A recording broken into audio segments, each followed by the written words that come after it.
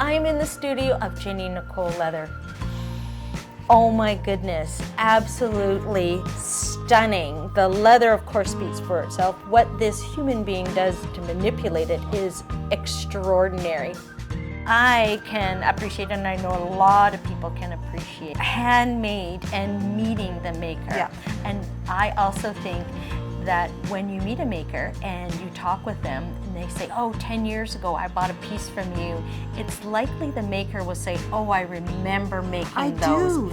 Yes. And that's part of the journey, and your purse is not just a purse that is a holding receptacle for your phone and your keys and your wallet.